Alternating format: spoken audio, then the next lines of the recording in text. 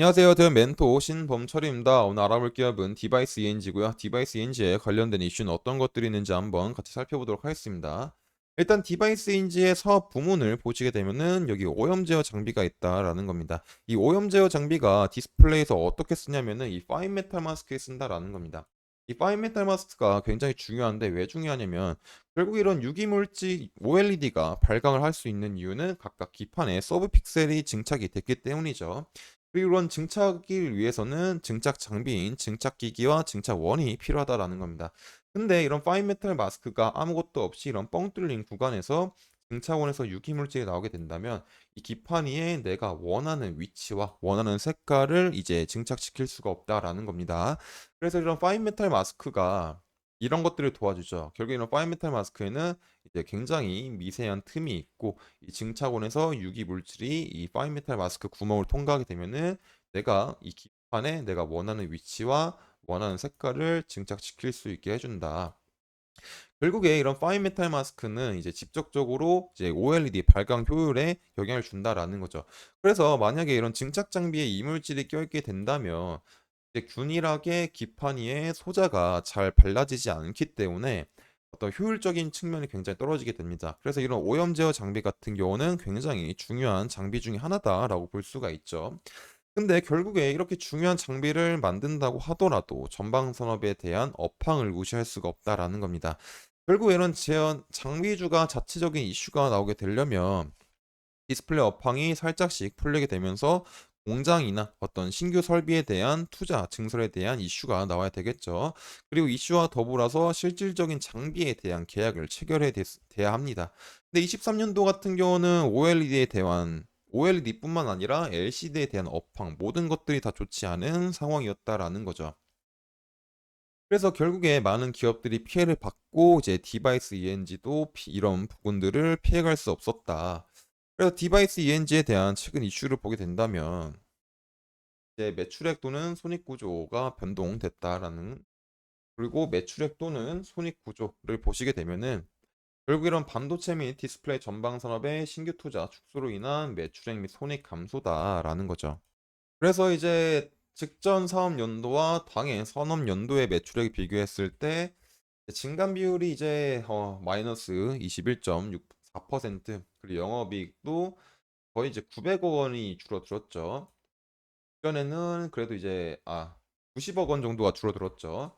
그전에 그러면 130억 정도였는데 당해에는 43억 정도로 증감 비율이 이제 67.6%가 줄어들었고, 그 이제 당기 순이익도 이제 뭐 굉장히 많이 줄어들었다. 34억 정도가 줄어들어서 마이너스 32.2%라는 거죠. 근데 이제 뭐 지금 당장은 조금 뭐 실망감이 느낄 수 있는 이제 상황이다라고 볼 수 있을 것 같습니다.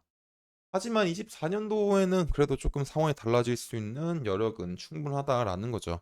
24년도 같은 경우는 이제 IT OLED 시대가 도래한다라는 기대감이 있고, 또 이 기대감에 더불어서 많은 패널 업체들이 이 시장을 선점하기 위해서 이제 설비 투자에 대한 계획을 세우고 있다라는 겁니다. 그리고 그런 설비 투자에 대한 계획을 세운다라는 거는 결국에 새로운 장비를 받아들이고 계약을 한다라는 의미겠죠.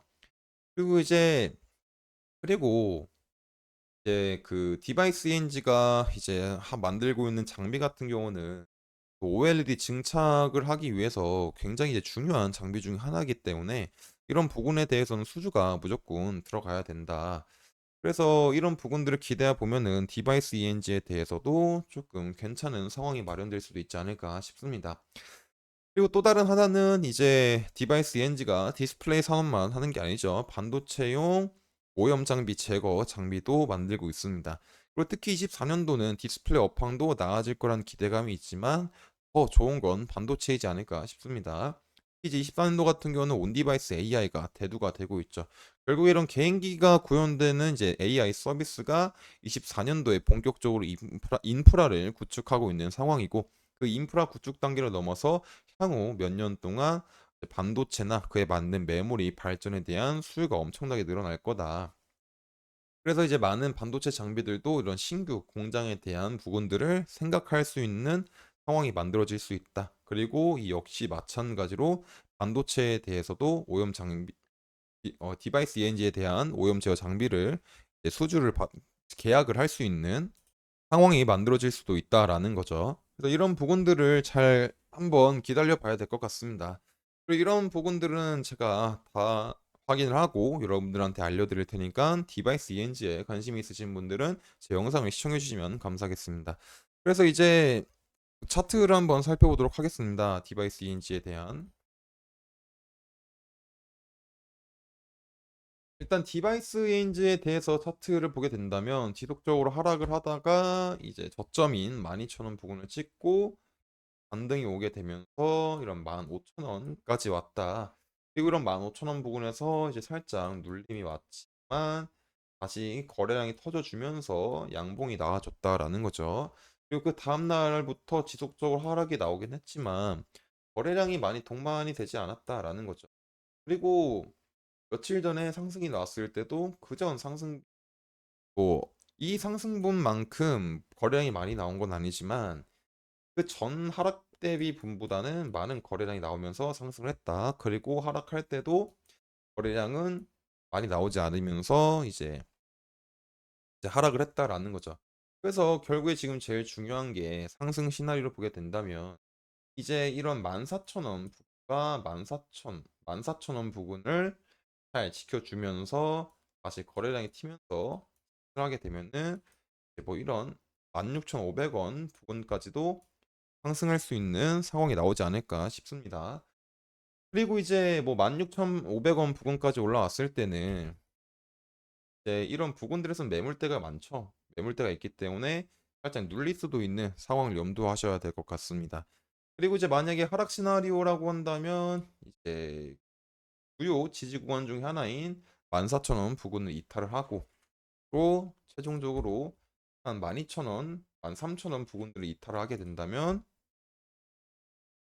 이제 생각을 해봐야 될 것 같아요. 하지만 이제 뭐 제일 중요한 건 거래량이 동반이 돼야 되겠죠. 그래서 지금 당장 뭐 디바이스 ENG에 대해서는 살짝 지속적으로 살펴봐야 될 것 같습니다. 이런 부분들은 제가 뭐 지속적으로 확인할 예정이니까 디바이스 ENG에 관심 있는 분들은 제 영상을 시청해 주시면 좋겠습니다. 그리고 또 디바이스 ENG는 지금 뭐 차트가 제일 중요한 게 아니라 당장 실질적인 문제인 재무가 개선, 영업적인 흑자를 얻기 위해서는 디스플레이 업황이 살짝씩 조금 풀리는 걸 확인해 봐야 되기 때문에 현재 디스플레이 상황이 어떤지도 체크하는 게 굉장히 중요하다라는 거죠. 그래서 이런 부분들도 제가 지속적으로 확인할 예정이니까 디바이스 ENG에 관심 있으신 분들은 제 영상 시청해 주시면 감사하겠습니다. 이상 대형 멘토 신범철이었습니다.